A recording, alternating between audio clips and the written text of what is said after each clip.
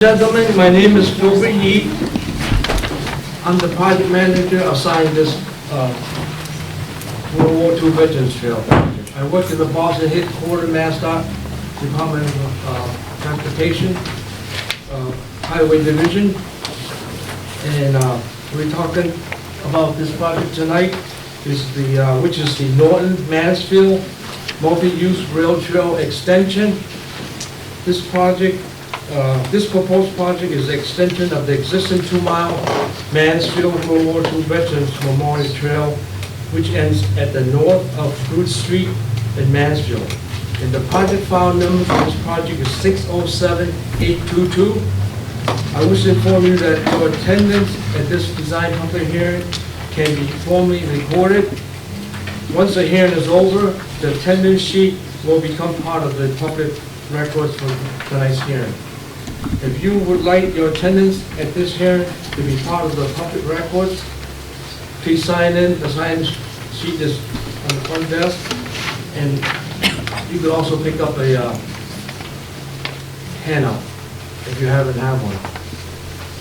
We have a great team in front of me that can answer any questions that you may have tonight about this project.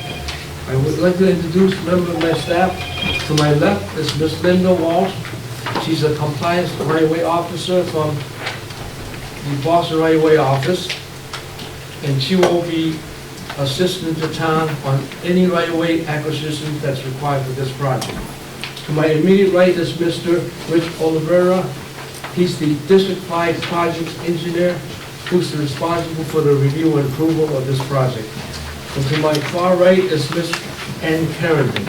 She's the stenographer who will be making a verbatim transcript of tonight's hearing. And Mr. Matt Shute, he's from Bader Engineer from Lincoln, Long Island. He was hired by the town of Norton to design this project. I wish to acknowledge that we have state senators, Paul Feeney, and state reps who took the time to attend tonight's hearing with us. State Rep Jay Burrows and Mr. Howard. Thank you, sir.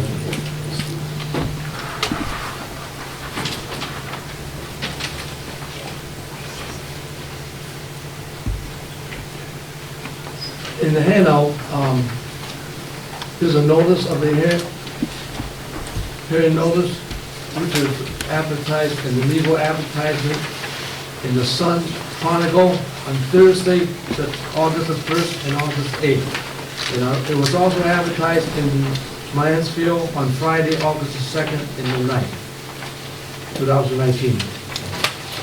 A copy of this notice is also in the handout, and it will be part of the final transcript after tonight's hearing.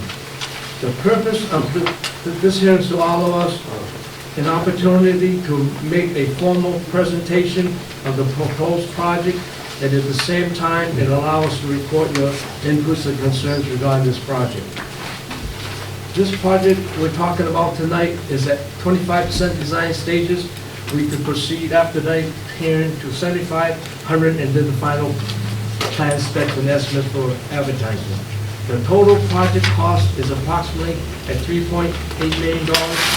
This project is in the process, is already programmed in the State Transportation Improvement for federal fiscal year 2021.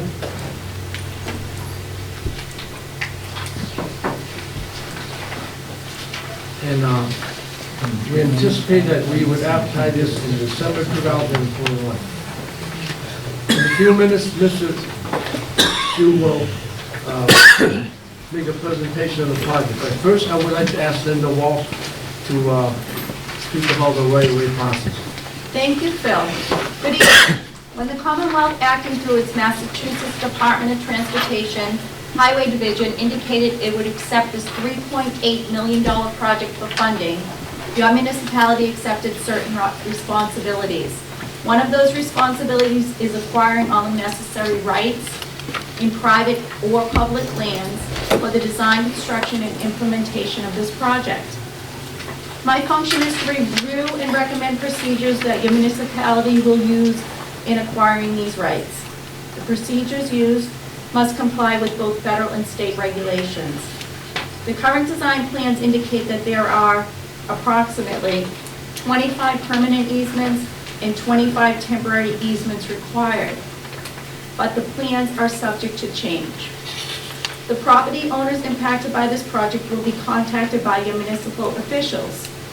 They will present the proposed impacts to each owner and discuss the methods with which they may acquire the needed rights for the project. Frequently, municipalities will appeal for donations to minimize the acquisition cost for your community. However, donations are not required, and property owners are entitled to an appraisal, review appraisal, and just compensation. Right-of-way documents will be provided to each owner to help them understand the acquisition process and how the project affects their property. Affected property owners' rights are protected under our Massachusetts general laws, primarily Chapter 79, and because this project is receiving federal funding, the property owner's rights are further defined under Title III of the Real Property Acts of 1970 as amended. I will be happy to answer any general questions concerning right-of-way activities during the open forum, and I will be available after the hearing for any specific questions you may have. Thank you. Thank you, Linda. Now I'll ask Mr. Shute to describe the project to us. Please keep in mind this project is at only 25% design tonight, so you may have a question on it, but we may be able to answer it, we may not be able to, because it's only at 25% stage. And please hold your questions until this presentation is complete. Thank you. Matt? Well, thank you everyone for coming out tonight. This is a great turnout. My name is Matt Shute again. I work for Beta Group. We were retained by the towns of Norton and Mansfield for the design of this project. Again, some of the key contacts we've been working with are Phil Gee from Mass DOT, Mike Units from the town of Norton, as well as the Alternative Transportation Committee, who's done a great job at keeping this project moving through the years. And in the town of Mansfield, we've been coordinating closely with Lee Esnara, the DPW director. I know Mike Units would like to say a few words to start.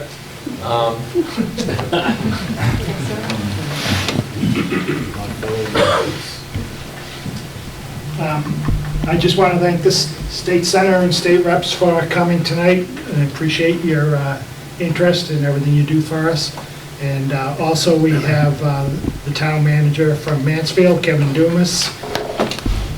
And I'd just like to thank everyone that's been working on this for several years. It's been a lot of work, and we appreciate everything the Alternative Transportation Committee's done, and everything that Matt and Beta has done for us, and look forward to moving everything along. So again, the project team kind of went over this. Towns of Norton and Mansfield are the project proponent. Beta Group is responsible for design.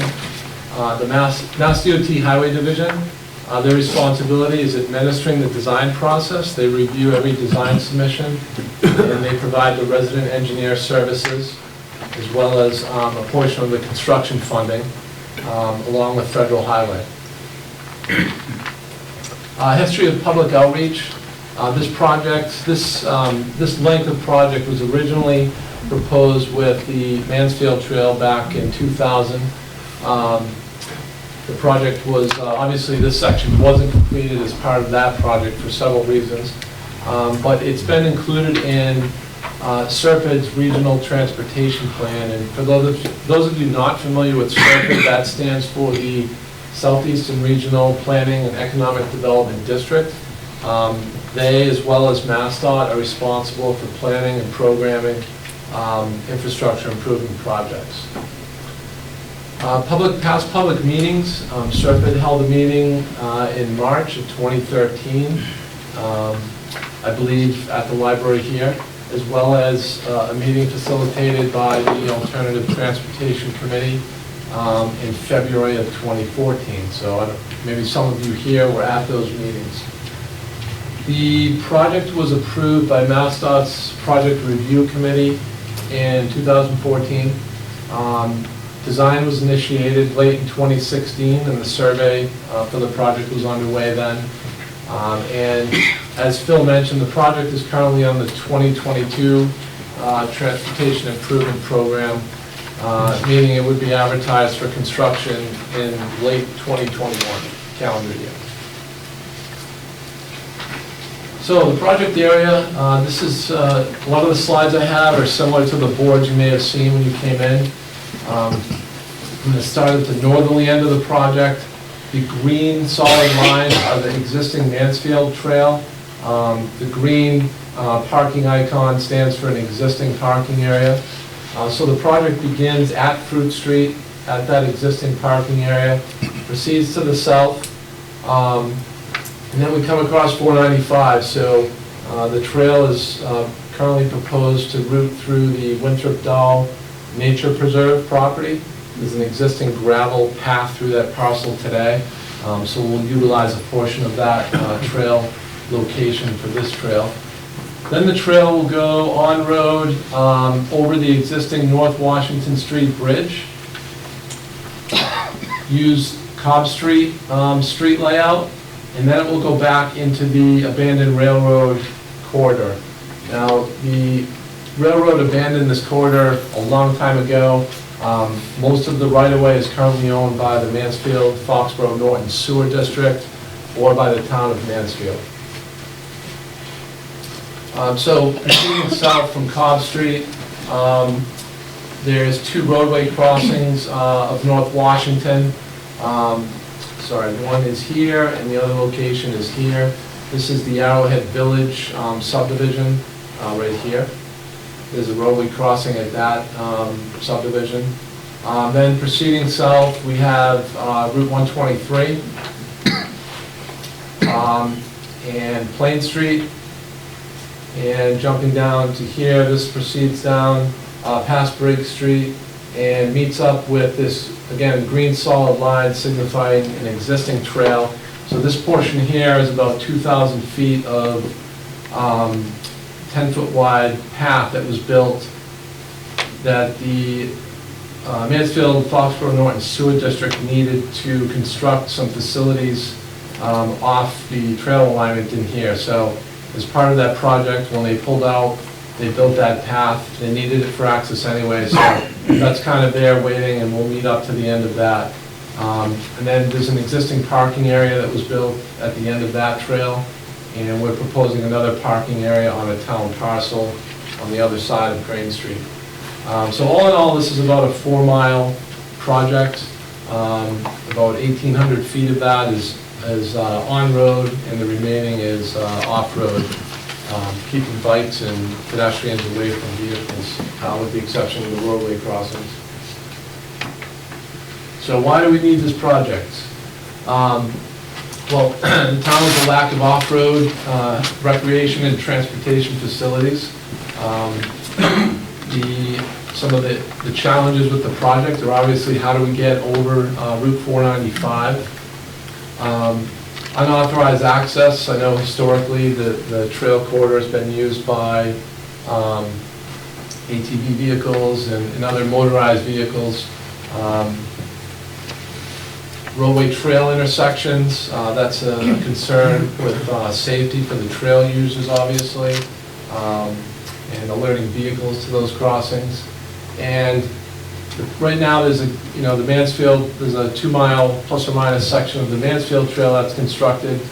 Taunton is well underway and working on trail projects in that city. And there's a larger plan to ultimately connect Mansfield down through Taunton and onto Fall River. So whenever we can, we want to fill in these gaps with projects and ultimately have a longer connection down the road. So this project will provide a connection from the Mansfield T station down just about 2,000 feet shy of the Taunton City line ultimately. So just going through some of the existing issues, these are just some photos of the existing roadways where we have, where we'll need to provide on-road access for users. This is North Washington Street, looking toward, 495 is ahead. This is at the bottom, the northerly side of the bridge. North Washington varies from 20 feet up to 40 feet. The width on the bridge is actually fairly wide. There's wide shoulders and 12-foot travel lanes. This photo is of Cobb Street.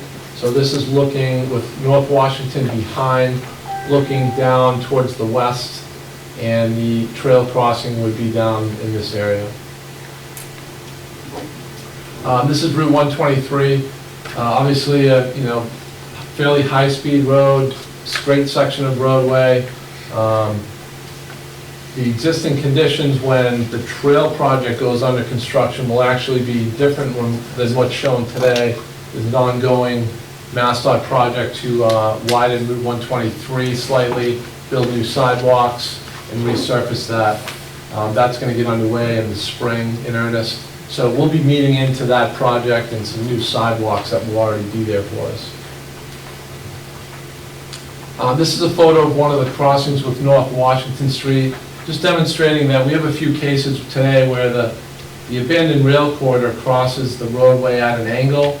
And if you were to try and cross that as it is today, it makes for a longer crossing. You're in the road longer time exposed to motor vehicles.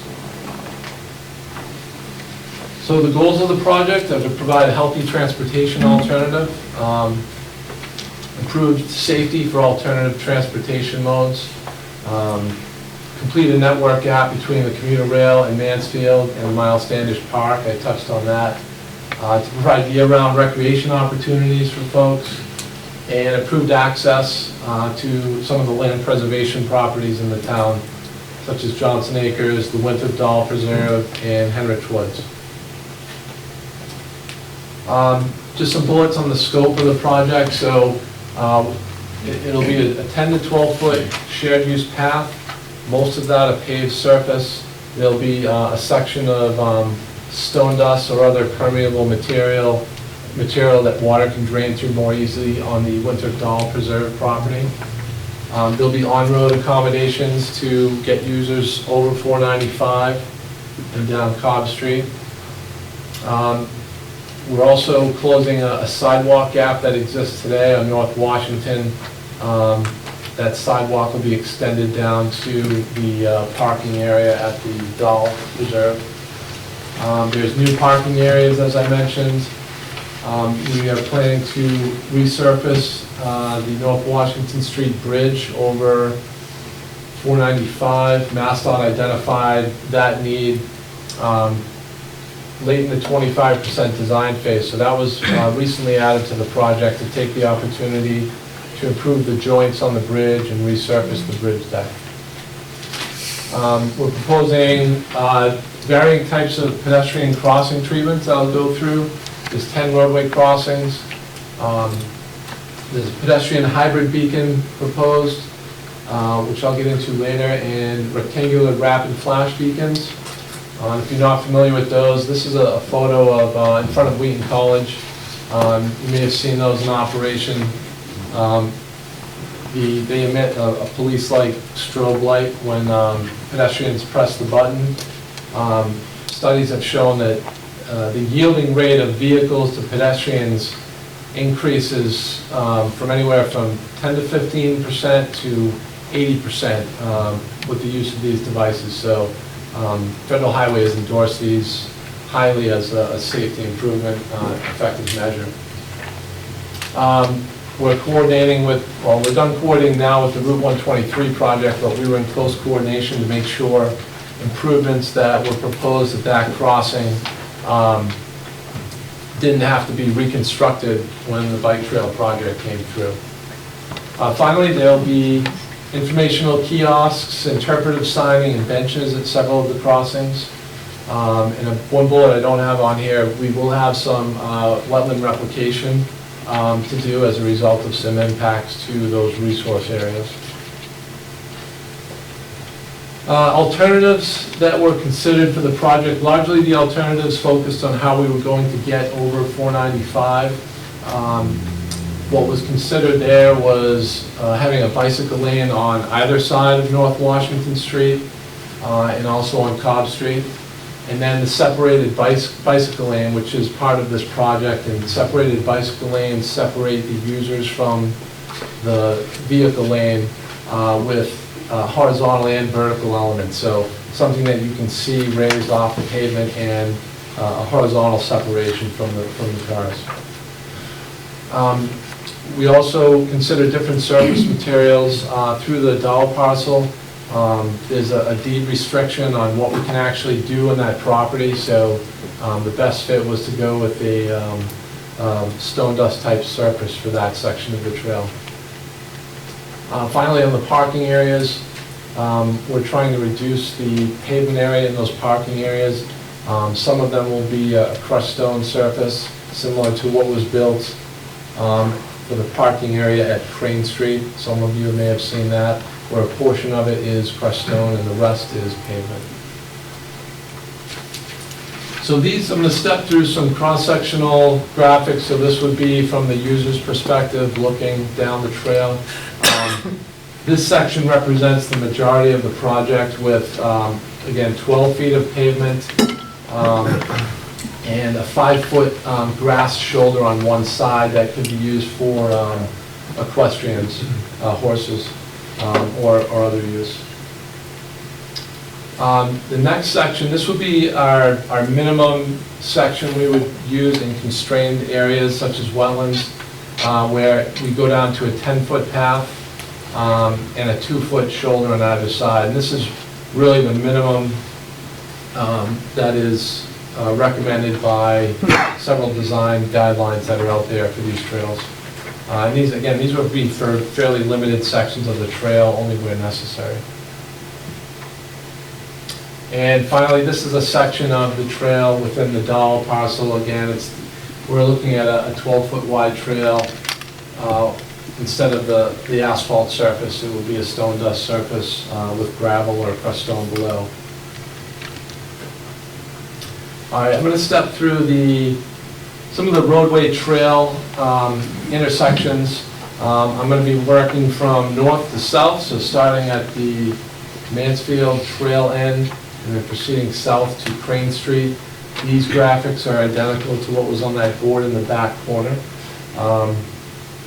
So this is the existing parking lot at Fruit Street. We're going to pick up the trail just off the page here and route folks around that parking area to avoid conflicts with turning vehicles in the parking lot. But then cross the road and proceed. This will be a new parking area.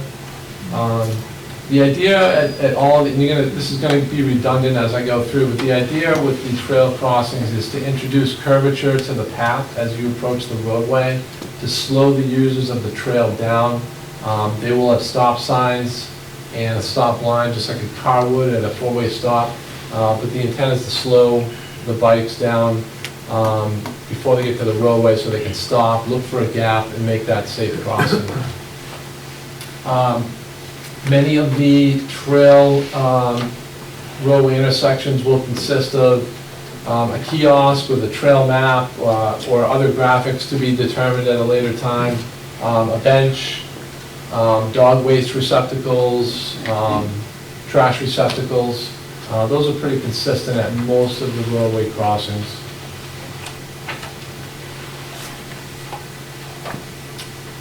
This is the trail alignment here. This is coming out of the Winthrop Dahl Preserve. So you have 495 over here, Mansfield Time Line over here, and there's an existing parking lot today that's gravel, and we're looking to just kind of redefine that lot, not expand it too much. There'll be room for a couple of vehicles here. Also, one thing I failed to mention at Fruit Street, these islands will be low landscape plantings to discourage vehicles from driving onto the trail, but also so that emergency vehicles can easily drive over those and get to someone on the trail that may need assistance. And that's a very common design among any of the trail projects that you would see today. This crossing, I mentioned earlier that rectangular rapid flash beacon, RRFB, that's out in front of Wheaton College. This crossing, we are proposing that system because of the curvature in the road, the speeds of vehicles coming down the North Washington Street Bridge. So you'll have that high-intensity beacon to alert drivers of pedestrians in the crosswalk. Excuse me. This is also the start of the on-road improvement, on-road accommodation in North Washington Street.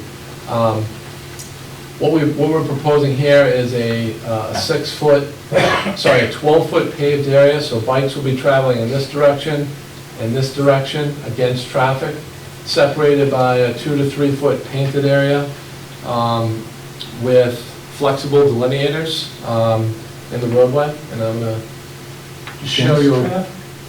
Excuse me? Yes. This direction here, bikes will be on the right side of the path, vehicles going in this direction. So we'll be riding against traffic with that separation. Crosswalk for in the middle of the road then? The crosswalk, I can get to questions at the end. I have to get through a lot of slides, but I will answer that. It doesn't look like you're going across that for any reason. The sidewalk is going to be, this existing sidewalk in North Washington Street today that ends at a driveway. That's going to be extended down to this crossing so that pedestrians can cross the road here. The intent is that bikes will not have to cross North Washington Street at this location. So this is North Washington Street looking again towards the bridge, same photo I had earlier. This is a rendering showing what that will look like. Again, you have bikes traveling up against the right side of the road and coming against vehicles here with these white flexible delineators. This is done in several locations in Providence and Cambridge on separated bike lanes that they have. I mentioned earlier one of the alternatives we considered was a bicycle lane on this side of the road riding with traffic and one bicycle lane on this side. And you wouldn't have this painted buffer, but that would result in folks needing to cross North Washington Street twice. And I have a graphic later that will show the benefit of this separated bike lane. Sir, are the bikes going up to the bridge? Can you hold all questions until the end? At the end, later on, please. I'm just trying to get the direction. Was the bike thing, what you just showed, going up the bridge at 495 headed to Yes. Norton? Can you give me your name, please? Pardon? Your name, My name? yes. Alan Sikanovich. And is that's widening the road, correct? Sir, we have a process, sir. Go ahead, I'm sorry. What? We have a process later on after he makes his presentation. Then you answer? Yes, Okay, we will. Sorry. Yeah, we'll get to, Thank we'll you. need to record the names of folks who are asking the questions. Not a problem. I'm sorry. No problem. So moving on to Cobb Street, this is again existing Cobb Street, and what we're proposing here would be a shared use path at sidewalk level separated from the road by a 2 to 3 foot grass buffer. So again, we're keeping bikes off the road, and as they proceed this way towards North Washington, they'll be able to turn and would proceed in this lane against traffic, not having to cross North Washington Street twice, so trying to minimize those roadway crossings. This is a colored graphic of Cobb Street, so this is, North Washington is here, and that photo I just showed is looking towards that crossing down here. So we have a proposed parking area here. There'll be a gate proposed at the end to allow for maintenance vehicles to get over to the 495 right-of-way is over here. But there is a need to do some tree trimming and so forth in this area. There's a sewer force main that runs pretty much throughout this entire corridor that the Mansfield Foxborough Norton Sewer District operates. So the path has been designed to allow for future maintenance of that pipeline. So again, this crossing would have your typical pedestrian warning signs and a crosswalk, new parking area. That sidewalk level shared use path is over here on the north side of Cobb Street. And again, you see that curvature designed into the path as you approach the roadway to slow the users down. This is the first crossing at North Washington Street, again, as we're proceeding north to south along the project. We have another parking area proposed adjacent to the roadway.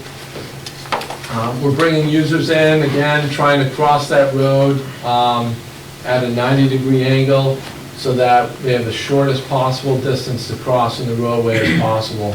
This was the photo I showed earlier where if you were to, I know there's people that use this corridor today, they're walking, but if you were to come down and just walk straight across, you'd have a much longer crossing across this section of pavement. And again, you can see these islands would be the low planting islands, discourage vehicles from driving in there so they know it's not a driveway and that it's a path. These hatched areas are intended to be for maintenance vehicles. It's a reinforced plastic grid that grass can be planted in, and it allows vehicles to drive over it and not damage the grass. A lot of buildings and sites use these for fire lanes around the building. Pretty common. Oh, just want to go back to this. This is one example where so there's a somewhat undefined access to the Henrich Woods land preservation parcel today, and we're just formalizing that with a gravel connection, and the sign that exists would be relocated over closer to that entrance.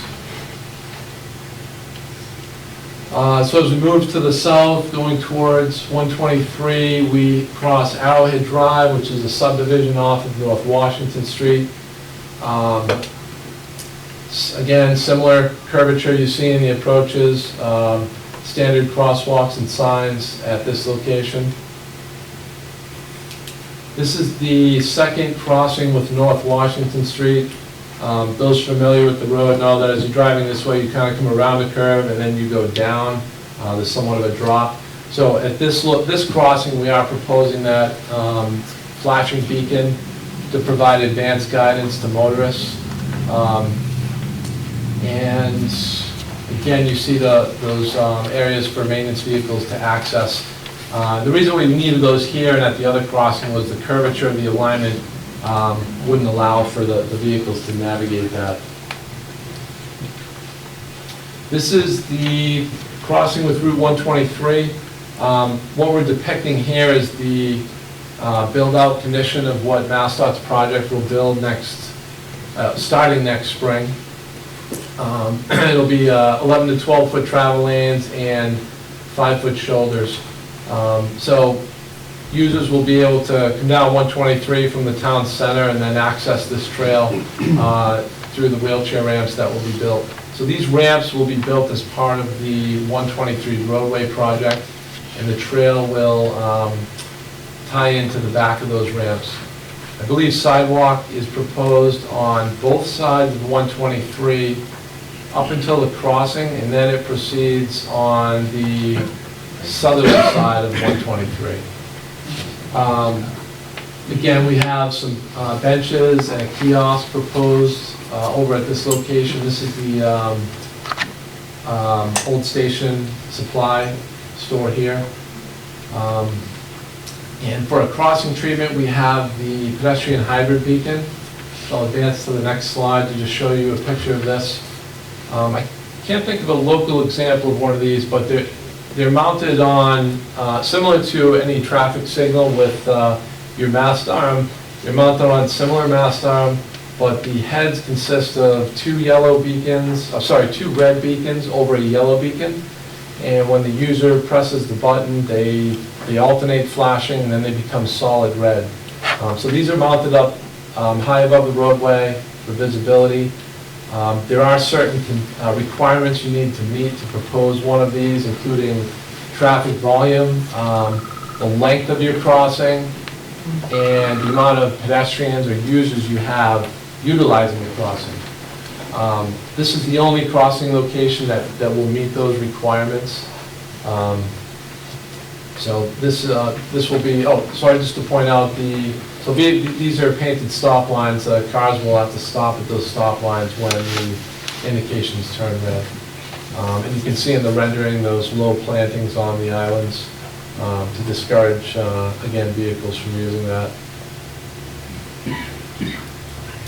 Plain Street, the North School is over here. The alignment here was kind of constrained by some wetland areas on either side. We also have a drain pipe running under Plain Street. But it worked well with what we wanted to do with adding a curve into that approach. Briggs Street is a little unique in that we are giving priority to the trail at this crossing. MassDOT prefers to do that wherever possible. Briggs Street is a dead end, so vehicles will have yield markings in the roadway. There's only one, I think there's one residence at the end here, so cyclists or users will be alerted to a road crossing ahead with pavement markings and a sign in the trail. But they can just slow down, look. If there's no vehicles coming, they can just ride across without stopping. We have one scenic overlook plan right now, which is about, I think it's 2,000 feet south of Briggs Street. There's a pond adjacent to the trail. This is a photo of the view from this section of the trail here. So we're proposing some granite seat blocks, granite blocks for seats, and some relocated boulders that exist at the ends now, some low landscape plantings, and possibly some interpretive signs to identify some of the wildlife in the area, things like that. If you've been on the Mansfield section of the trail, I believe they have similar signage at certain locations. And this is the trail end at Crane Street. This is the existing parking area that was constructed when the sewer district did their work and they built a portion of that trail. So that trail that's built extends out off the sheet here. We're proposing a connection around the parking area again to minimize those vehicle and pedestrian conflicts. Crosswalk with the RRFB treatment. Because of the proximity to Hill Street is right here. You have vehicles that come downhill and just kind of take that turn. We thought this was a location that warranted having advanced visibility for folks crossing. And this is an additional parking area that's on a parcel owned by the town, which will have a walkway connection over to the trail. This is intended for users to really walk their bikes across and then get on the trail and ride, for those who are biking. Environmental permitting, we have already received an order of resource area delineation from both towns. This document essentially shows that we have an agreed upon wetland boundaries with the conservation commissions of each town. As we move into 75% design, one of the first things we'll submit is the environmental notification form. That goes to the MEPA, which is the Mass Environmental Policy Act. We will need approval from both conservation commissions for work adjacent to and in resource areas, wetlands. So an order of conditions will need to be obtained from both of those commissions. And finally, we'll need an Army Corps of Engineers permit. At this time, we believe it's what's called a self-verification notification form, but that is subject to change as we proceed through design. So the project schedule, we submitted 25% early 2018. We're now here at the hearing, 2019. Our next submittal is targeted for the winter of 2019, which will be 75%. 100% would be in May of 2020 at the earliest. And then construction starts in the spring of 2022 at the earliest. And the reason, there's a fairly large gap between the end of this design submittal and the construction start, and that's just a function of the programming for the project. Funding wasn't available in an earlier year, so the project was moved out to 2022. So there's a gap there right now, but it also means if we stay on track with design and opportunity opens up, sometimes projects can be moved up construction year. Not a guarantee, but it does sometimes happen. This was pretty much covered on the previous slide. I think the only thing that wasn't in there was the advertising date of December of 2021, and Phil mentioned that earlier. And that is it. The handouts that you folks picked up, there's a sheet on the back, double-sided sheet intended for comments that you can fill out, fold up, and mail in. Or you can contact Phil Yee, the MassDOT project manager. And I'll kick it back to Phil now to open up the comment, question and answer period. Thank you, Matt. Just be patient a few more minutes. I have to go through this process. The 3.8 million that we spoke of earlier is going to be 80% funded by the federal government and 20% by the state. It's under the category of congestion mitigation air quality funding category. Before I open the hearing to questions or comments, I'd like to explain the hearing procedures. First, as I mentioned earlier, the purpose of this hearing is to solicit your inputs and concern regarding this project. As the plans are not yet complete, we may not be able to answer all your questions or respond to your comments at this time. Next, we would ask anyone who wished to speak and in the comments, into the transcript, please stand up, identify yourself by name, affiliation, whether you're in a butter, local official, or concerned citizen. And please spell your last name for us. This is necessary for us to obtain a full verbatim transcript as required by law. Also, the last sheet, as Matt mentioned, is a mail-in sheet. If you have any questions or comments which you would like to submit in writing, please use that sheet for that purpose. You may leave that sheet with me tonight, or you could mail it to the department within 10 days from tonight. 10 days from tonight is going to be Sunday, August 25th, so we will extend that to 6 p.m. Monday, August 26th. And finally, it's normal procedure to ask if any elected officials who would like to offer their comments first, federal, state, or local officials. Would they like to speak at this time? This opportunity. State Rep Jay Barrows, I'm just really awesomely thrilled to be here tonight and to see us reach the 25% stage, and I want to thank you for your work and effort. This really fits in to what we hope to achieve with continued economic development in Mansfield and Norton. We have a couple of great projects going on in the Commerce Park. We're working very hard to complete the trail in Mansfield from our train station. So it would not surprise me in 5 or 6 years, we'll see people get off the train in Mansfield and get on their bike with a nice day and ride that 6 or 7 miles into the Taunton Industrial Park. And people along the way. I can envision people saying, okay, I'll park at Cobb Street and get on my bike and ride to the train because I'm not physically fit. Maybe by the time I'm 70, I might be able to only go 3 miles.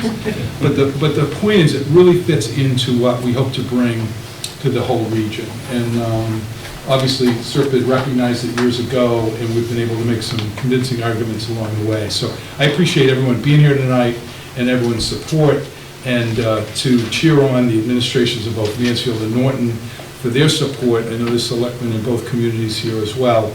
And I know, speaking on behalf of my colleagues, we're really, really excited to see this get to the next point.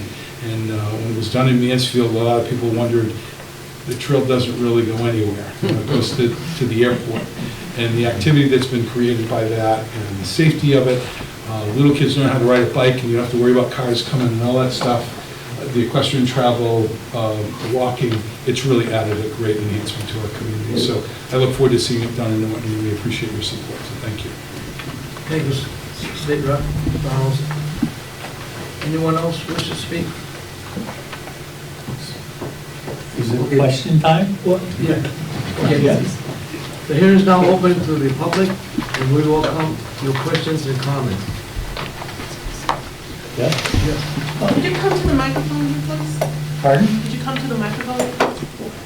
I didn't say that, That's I did put my last name on the paper in there. I'm sorry. But do I still have to spell it? Please. It's Scenic. C-A-N-A-Z-I-C. First name. I probably won't need the microphone because I talk loud now. When, the first question, I'm sorry I interrupted you, but usually when you have a drawing like that, if you put a compass on it, northeast, west, south, I would know where it is, what it's doing. And that's what I really was confused with. I didn't know which way it was going. Also, the drawings were very good, but there's a lot of new paths that don't currently exist, and you're encroaching on other land. It would have been nice to have that colored where it's new versus the old, especially all around North Washington Street. Now, I don't know if anybody on the alternate committee for Norton lives on North Washington Street. Does anybody? I'm on North Washington. You're on North Washington, you're on that committee? That seems to have the biggest I'm not on the impact. committee. Is North Washington? I'm not on the Oh, committee. okay, well, I'm asking, if anybody on that alternate committee actually live on that street? The street that's gonna have the biggest impact, because you're doing two major grade crossings within a mile and a third down the way. This is a very busy throughput. It's a Norton and Mansfield throughput with a ton of truck traffic. That's a bad design, because you're taking a bike path that could have rode down one side of the street and didn't cross any crossings, and now you're making crossings out of it. Just to drive anywhere on my street now, I'm gonna have to stop twice minimum, 3 times to go down the street on that street. The impact is immense. I don't know if anybody understands that, unless that was your street, then you would understand it. Okay, you're taking a nice street, that bike traffic goes down there all the time, but it stays with the traffic, it doesn't have to cross the street. Now, you already have done a design where you're back on the road because you have to get over 495 and everything.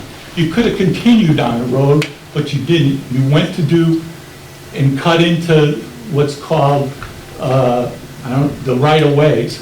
Now, you're gonna create new 4-wheel drive traffic immensely. Motor vehicles, because currently they're blocked. Why are they blocked? Because it's overgrown, they can't drive down it. You're gonna pave it for them. No police come, no commissioners come, because I've tried. They're gonna run rampant down it, where currently it is blocked. You didn't even think about that. Now, the next thing is, I don't know why you didn't take the other right-of-way, the right-of-way from the gas pipeline. That, if you did that one, you wouldn't have made any grade crossings, no street crossings at all, goes right by it. But somehow you didn't either think about that, or at least I'd like an answer why you didn't do that. That goes down right into the conservation. That was one of your goals, make the conservation land more reliable. That runs right down the middle of it. They would have been in it. And it doesn't cross North Washington Street at any of those grade crossings. I have no idea why it wasn't done, but I hope I get an answer on that. The next thing is, it appears our conservation commitment, right across the street is wetlands and vernal pools, and they've been removed, I guess, from the picture, and I don't know why, but I'd like to know why that was done. And then the second thing, I'd like to know the state conservation contact, so I could contact them, not the local ones, since the local one must have removed it.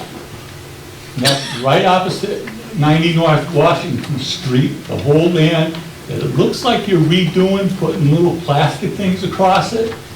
I don't even know how you could do that. You got anything else? I really don't understand why you would even spend $3-point-something million when I can't get a clear glass of water in my house yet. And it's been postponed again. So working on this and not getting me water, that, I take it my state rep, any of the other reps has failed, because that's what's most important to me, getting a clear glass of water, and I still can't. The bike path and everything, that doesn't, it's not anybody that I know or anybody on my street that's gonna be using that. So who's gonna do it and who does it benefit? It hurts everybody on North Washington Street, everybody in town trying to cross 123, our busiest street in town. They're putting more lights in that street. So Wheaton's got like 5 of them you gotta stop for. Now you're gonna get one down on that street where cars fly. The danger to all those street crossings is immense. I guarantee within 2 years, somebody gets hit, guaranteed. Just like in Mansfield, who doesn't have crossings and only is a mile down the road, you already got one kid hit by a bus. I'm telling you, North Washington Street, they're gonna get hit by trucks, buses, anything. 123, I don't know, the benefit, is there a benefit to all this? Maybe I'm too old, I don't know. I know I used all the land, I ride my bike down the road, ride it all the time.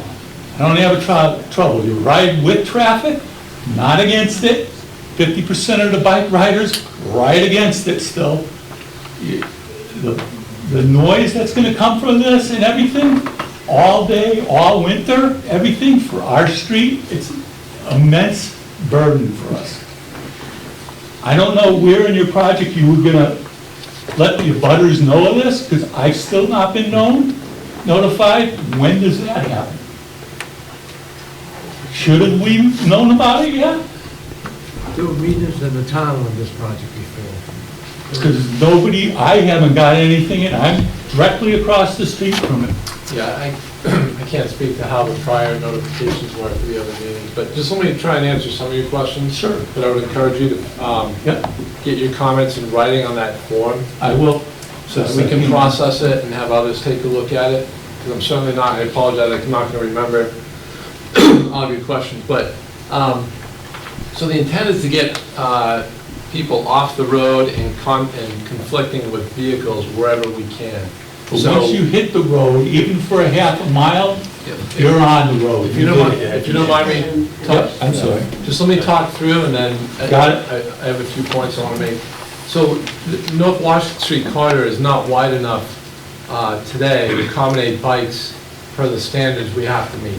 You would have to widen that roadway, and it's not as safe as pulling them off the road. Even though we have roadway crossings, the benefit of separating people from the vehicles far outweighs having them travel in the roadway continuously for an extended distance. The concern with motor vehicle use of the trail, what most towns find is after they build these projects, Mansfield Trail is used heavily. And I'm sure Mansfield can attest to that. When people are out there riding and walking and rollerblading, people in ATVs are less likely to go down a paved corridor. They want a dirt path. Further, the police will be able to patrol this on bikes when it's constructed, where they can't today. I don't think ATV use has been a problem on the Mansfield Trail since that was built. And that's the reason for those small islands at the openings, to discourage, not ATVs, because we really don't think they're going to have any interest in going down there, but motor vehicles confusing that with a driveway entrance. The crossing at 123 is absolutely one of our biggest concerns, and safety concerns, and that's why we have probably the most extensive safety equipment we can put there with that pedestrian hybrid beacon. There's been many studies done to show that those effectively work at getting vehicles to stop. I agree with that. Folks. The one in Wheaton was excellent. Right. Well, the one at Wheaton is a ground-mounted post. This is going to be a step above that with an overhead-mounted system. Your concern with having to stop multiple times, vehicles don't have to stop at every crossing unless there's folks waiting to cross. These aren't stop sign controlled approaches for the cars at these trail crossings. If you You see told me they were on North Washington. No, Do you have those little lights that go look, look, look, look, look? So if a pedestrian is there and wishes to cross and they press the button, then the lights will go. If no one's there and you're driving down, you continue driving through. You won't have to stop at every crossing. Just like any other crosswalk, drivers should be on the lookout for pedestrians waiting to cross, and then they're required by state law to yield to pedestrians, but otherwise you keep driving through like it would. There has to be a lot of traffic you have planned, because you said to go across 123.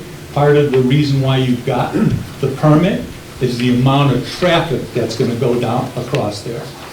So I'm assuming the traffic across there has to be the same that's going across North Washington Street. Yeah, I don't have the numbers in front of me. And you but- can't compare Mansfield's little bike path. It doesn't go through the woods. You're going through the woods in Norton, where it's all surrounded by woods. That's where the ATVs were flying all the time until it got overgrown. Mansfield, it's a wide open. In fact, they burned it, all the trees around it. It's a big, wide open thing. So it's not the same thing This corridor will as be, driving through the woods. this corridor will be largely cleared when it's done with trees. It will be open, more visible. You know, study Which shows. is even worse. For anybody that lives on our street. So, terrible. And I won't agree with, it's safer to have people travel on the side of the road than crossing major streets. That has to be more dangerous. Crossing the streets, bikes don't have to cross the street. I don't want my kid crossing the street. They're not gonna wait for that when they're on their bikes, they're just gonna scoot across the street. And they have them, and you created on one street, within 1 mile, 3 street crossings. Within 2 miles, 4. It's a huge, huge amount for anybody that lives on that street or travels it. So thank you for your comments. Yes, It's sir. documented, and if you would like to send comments in, we'll double check them. Yeah. Thank you, sir. Hello. My name's Chris Keyes, Keyes, and I'm a resident of the town of Norton. So today's a really great day. It's great to have the hearing here. And it's great to be alive. Beautiful day. Got on my bike this morning from my house in Norton, and I drove 21 miles, down to the head of the East Bay Bike Path in Riverside, Rhode Island. You know, I made it, I survived. You know, you're on the roads, some people decide they're gonna leave about maybe 6 inches or so, just to let you know that you're on a bike, where you shouldn't really be on it, because this road is for cars only. And then I get to the East Bay Bike Path, a jewel, beautiful views up Narragansett Bay. Beautiful path, beautifully paved, all the way down to Bristol. Got to Bristol, I had lunch right at the beach house. Beautiful restaurant, right on the bike trail, right in Bristol. What a beautiful day, what a great, great day. 13 miles one way, 13 miles the other was on off-road paths, okay? And that East Bay Bike Path is a beautiful bike path, but all the challenges exist in each of the towns. In East Providence, there's multiple grade crossings. You come up to the grade crossing, motorists are very kind, they yield, we wave, I say thank you. This happens over and over again. It brings communities together. I stopped, I'm 60 years old, so I have to stop. I can't go too far, so I have to stop and go to the restroom. But anyway, going to a coffee shop in East Providence, I walk in, I buy a bottle of water, I thank them, and I'm able to use the restroom there. I jump on my bike and off I go. Go down to the next town, down to Barrington. Multiple grade crossings. In fact, there's a crossing right downtown on Route 114 in Barrington, right in the center of town. You have push a button, cars stop, 10 people go across this way, 10 people go across the other way. We had to wait. You have to wait and follow the rules. It's very orderly. You go through down to the town of Warren, multiple grade crossings. People waving, people saying hi. At 114, you have the appropriate protections, safety protections there. and then all the way down by Colt State Park, and then all the way to the end of the bike path. This is the thing that we're talking about, right? This is the reality of the situation. These bike paths tie communities together, they tie people together. What you're doing here is transforming the Commonwealth here, and I applaud all of you for all the work that you do. Thank you.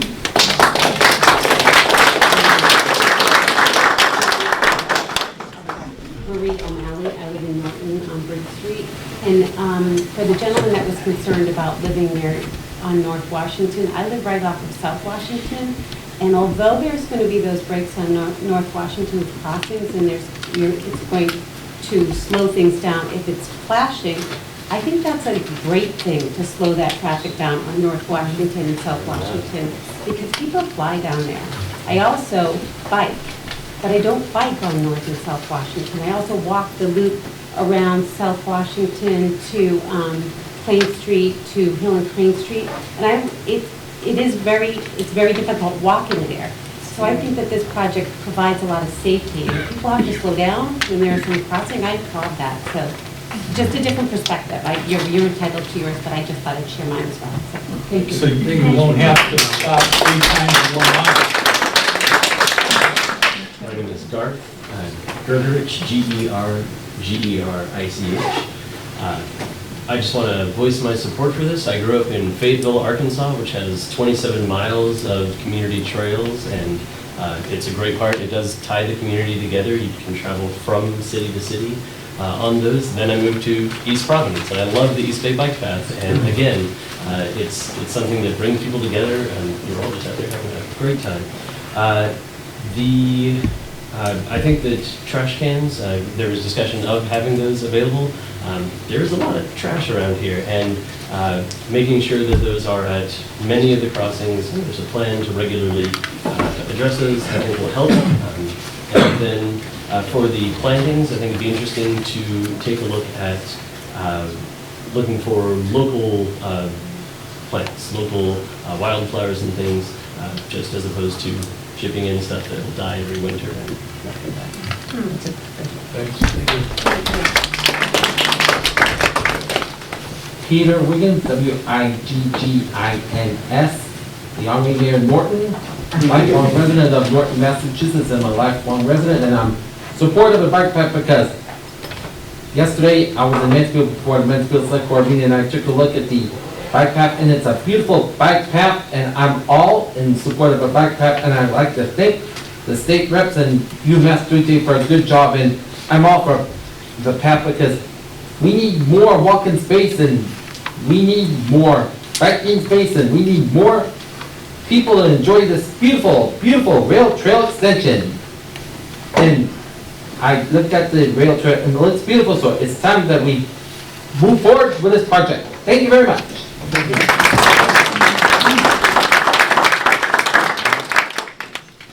My name is Denise St. Germain, S-T-Germain. I'm the butter. I have property that's just opposite the field station, and I have a big pond that was associated with the railroad track at the time. But my concern is you've got a big waiting space there, and I'm always been afraid that people are going to go swim there, they're going to fish there, they're going to try to skate in the wintertime, and are you going to be putting up some fencing to protect my property and protect the public from, possibly hurting themselves in the pond? Fencing is not proposed at the time. I think the intent is there'll be somewhat of a natural barrier still on the perimeter with the tree growth that's there. It's not going to be all cleared down to, I don't know the specifics of your property, but we're only clearing within the right-of-way itself, not beyond it. In some cases, there's existing fence today, but that's mainly in the Mansfield section near the airport. Is there a name for the pond? Is there a name for the... No, it's just a little pond on my property. It used to be like the fire. Maybe you can point it out to us. What we'll do is we'll take another look. In some cases, if the slope from the trail down to that pond is steep enough. Fencing is warranted right at the trail to protect bikes from going off the trail and down a slope. So we'll take another look at that location to see if something might be warranted from that respect. Last time I was here, they suggested I try growing a lot of poison ivy.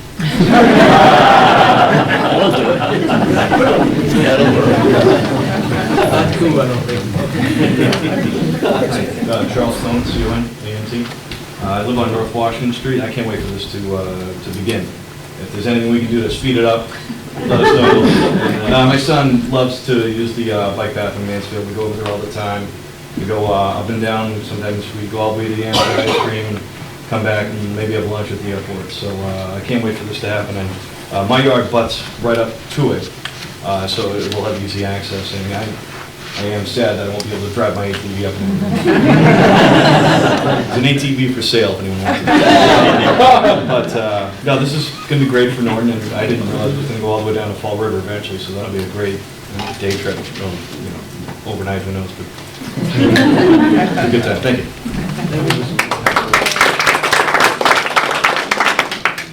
Hi, my name is Kurt Bischoff, B-I-S-C-H-O-F-F. I'm a butter.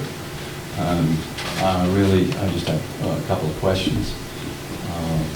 My property is relatively near the Plain Street crossing. As you mentioned during your speech, there is a culvert that goes under the road there. That's drainage, and it goes roughly north to south. And you also mentioned that you call them wetlands. Well, that's the drainage ditch. You're right. And there's also a culvert that goes underneath or through the old rail bed.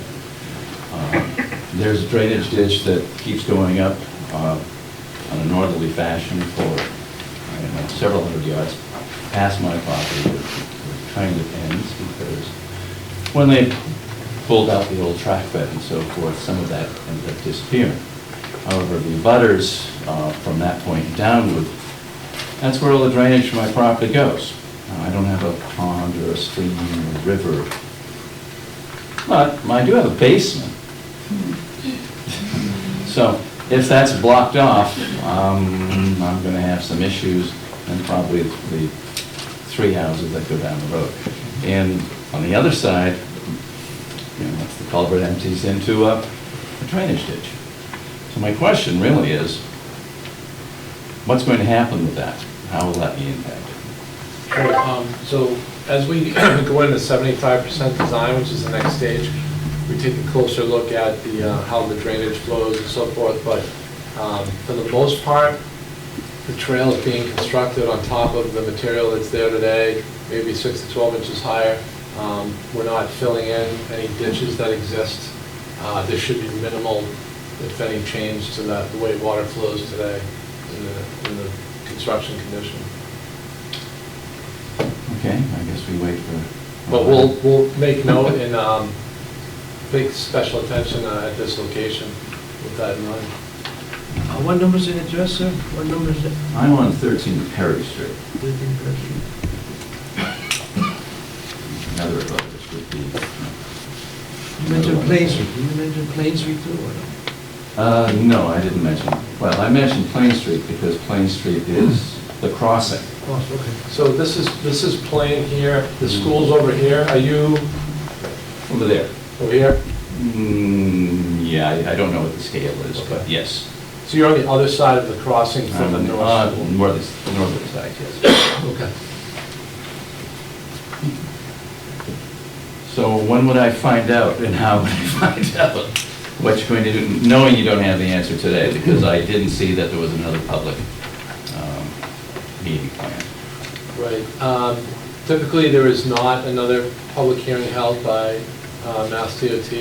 I guess I would encourage you to check in with the town hall, January timeframe, February, and we can certainly get, I think we can get copies of plans to abutters that are interested in seeing that. There will be the right-of-way process that Linda talked about earlier. That kind of kicks in around that time too, that's when someone from the town will be reaching out to affected property owners that, where easements may be needed. I'm not anticipating to be impacted by Right. any easement requests because of where I'm located. but, Yeah. Okay, so I should reach out to the town this coming January, or February Right. for more information. All right, thank you. Thank you. Hi, good evening, I'm Debbie, I'm a resident. I'm very happy that this bike path is Spell your last name, please. Young, Y-O-U-N-G. I understand that construction's going to start in 2020, but I'm curious if you have any idea, I'm sorry, 2022, any idea when completion might be done? I would anticipate probably 2 construction seasons, so it'd probably be the complete in the summer, fall 2023. Because I don't want to be pushed in a wheelchair, I still want to be...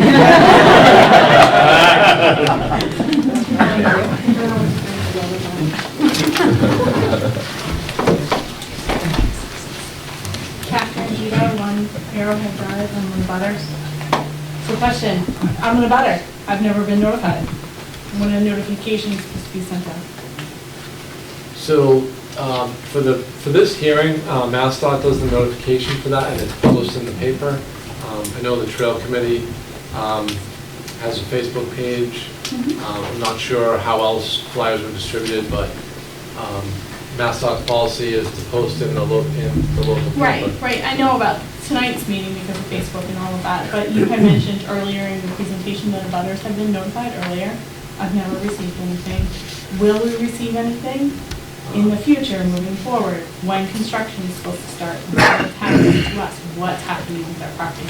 It doesn't seem to be very clear. So I apologize, I'm not sure. I don't recall mentioning abutters were notified previously. There were prior public meetings. I wasn't involved at that time, nor was MassDOT, so I don't know. I can't speak to that notification either. I just don't want to have to proactively, if my property is going up against this trail, and it's right at the Arrowhead crossing, I shouldn't have to go to town hall to track down information. What I'm saying is that should proactively be sent out to every abutter up against the trail when construction starts. When are we going to have people in our backyard? Once the 75% design is accepted by all the review sections of Mass DOT, and the right-of-way process begins. Okay. And once the right-of-way process begins, the right-of-way agents, section agents go out. And I think they said there were 25 temporary easements and 25 permanent easements. Correct.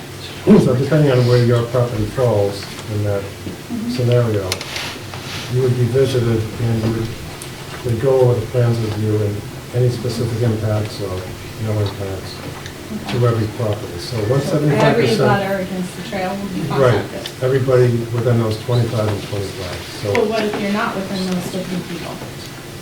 well, then you wouldn't be impacted.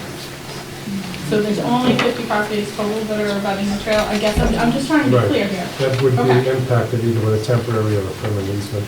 They may not be residences, they may be businesses or, Right, land that's owned by somebody else. correct. We're part of we're a But private if you're not development. abutting it, directly abutting it, not affected, then this is kind of the forum. No, and I mean, it's not that I'm against the trail. I want the trail. Right. But I want to make sure that I'm just not going to wake up to a day in May of 2022 and I'm going to find a bulldozer in my backyard. It's going to be done by But you know what I mean? Right, well, there's a process. I'd like to know. Yeah, I mean, there's a process. Once a project is advertised, it goes through procurement, so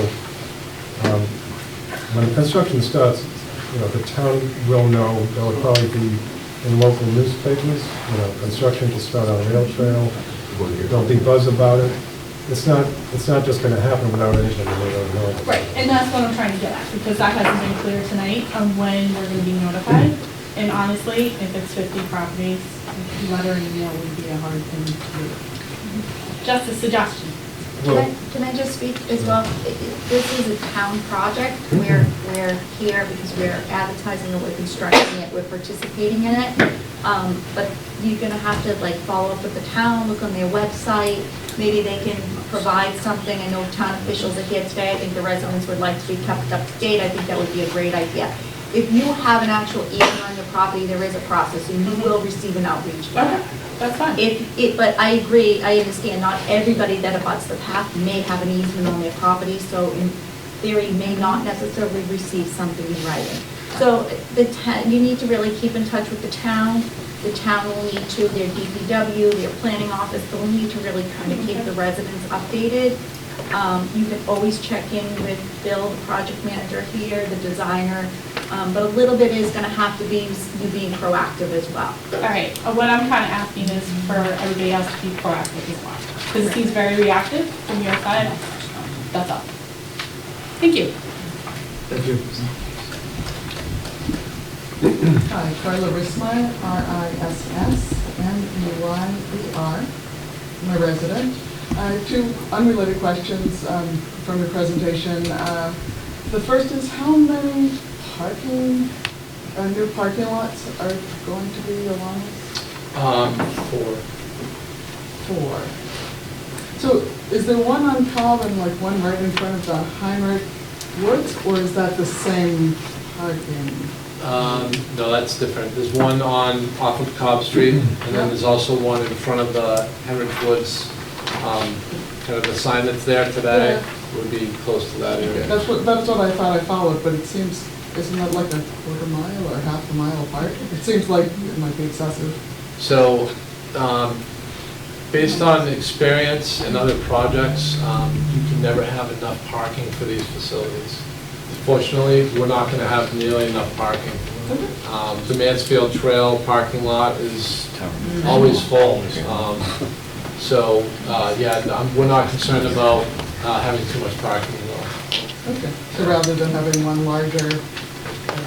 We've got constraints in those areas where we can't have one really big lot and eliminate the other. It's also good to space them out, provide different access points. Right, those are just really close, that's why I was wondering. Yeah.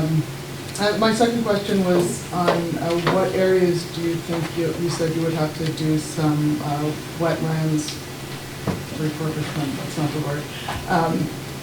So repair. almost all of that will occur between Fruit Street and the 495 crossing. Most of it, probably equally split in Mansfield and Norton, in that section right next to the airport. There's a fence that runs along the airport in that area. There's several resource areas, including vernal pools.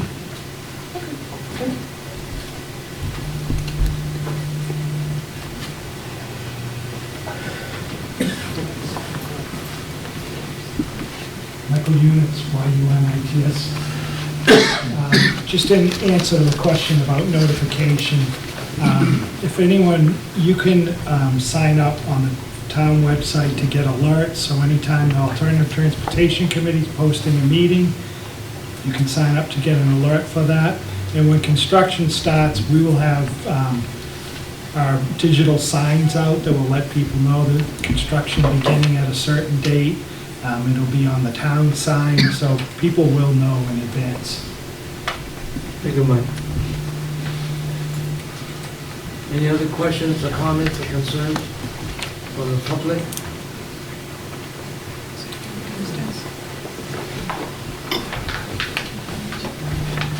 Hello, thank you. My name is Lee Toma, T-O-M-A. And I'd like to say thank you very much. Look forward to seeing this happen. I guess my only question is the North Washington Street Bridge.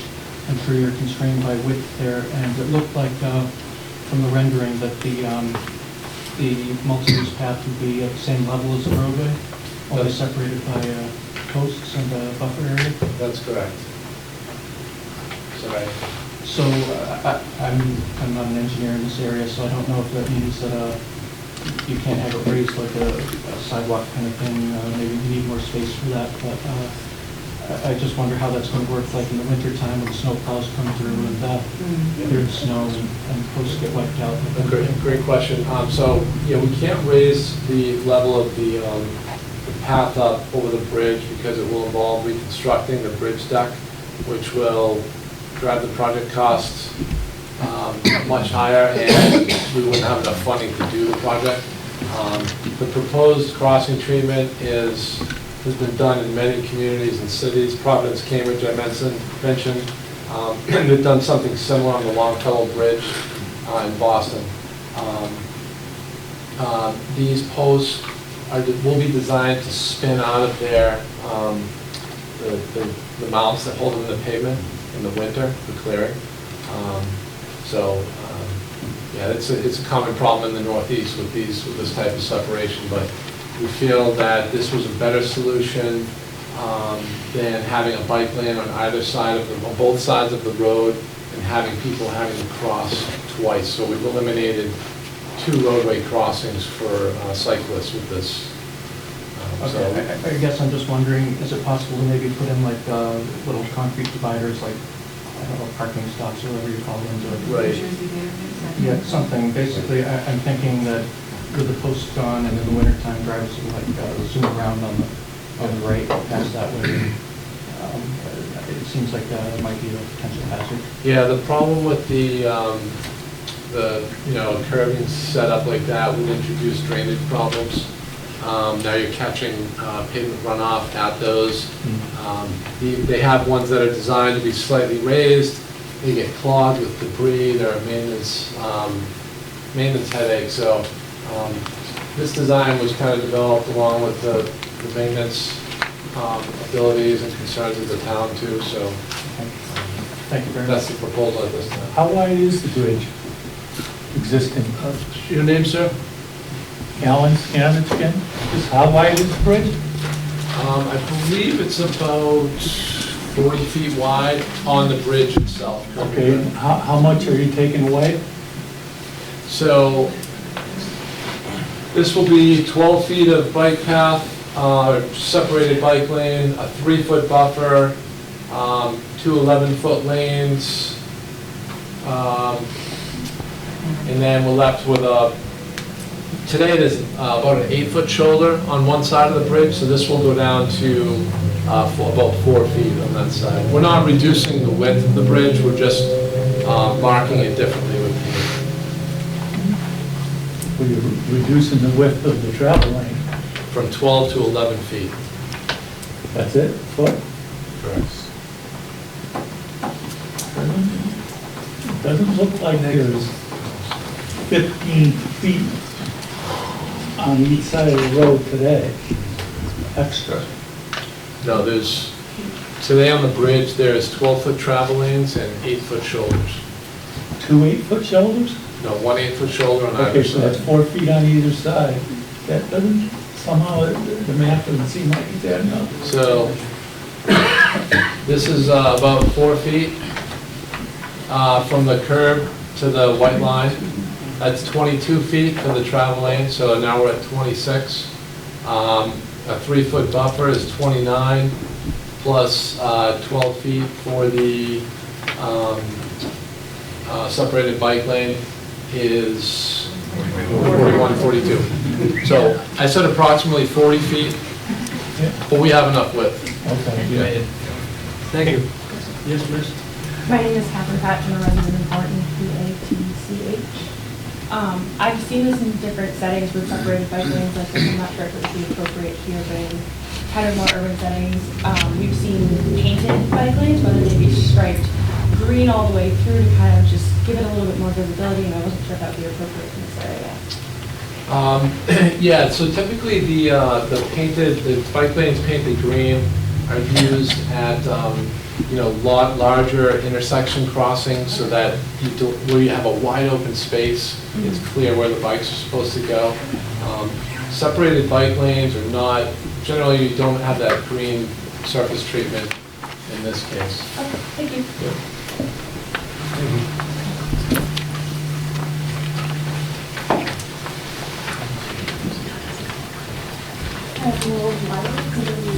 A resident. Just as long as we're looking at this visual, I was curious if there's any right-hand turns that cross the bike lane in the area where it's two-directional on North Washington. No, let me go.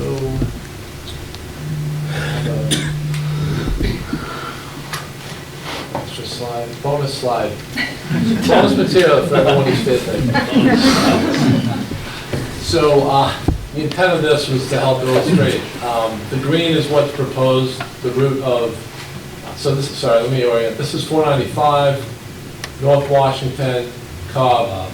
This is the trail corridor down here. So if you're coming from Route 123, and you come up the corridor, you make it to Cobb, you're going to cross Cobb, and you're going to be in that shared use path at sidewalk level, 3 feet from the curb. You're going to ride up here, and I can show you on the engineering plans after, but we have kind of a cut through the grass area here at the corner, and then you will turn onto the pavement, and you'll be in that separated bike lane. So there's no conflicts with vehicle lanes. Okay, great. And then the only other thing was probably just a vocabulary lack, but does the advertising of construction, is that constituting a request for bid or just a Correct. notification to the community? Yes, request for bid. All right, thank you. Thank you.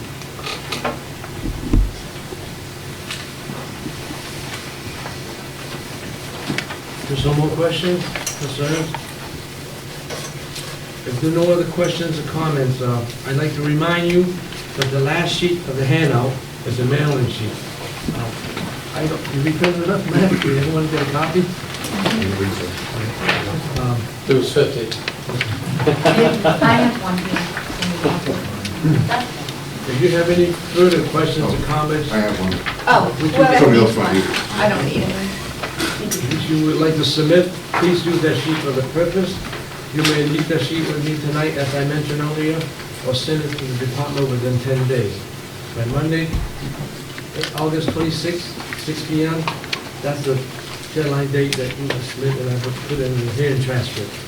Before I close this hearing, I would like to say that we won't be here as long as you are interested in looking at the plan, and we will try to respond to questions that affect you personally. Thank you very much for attending tonight's hearing and providing us the hearing room. I declare the hearing closed at 8:30 p.m. Thank you.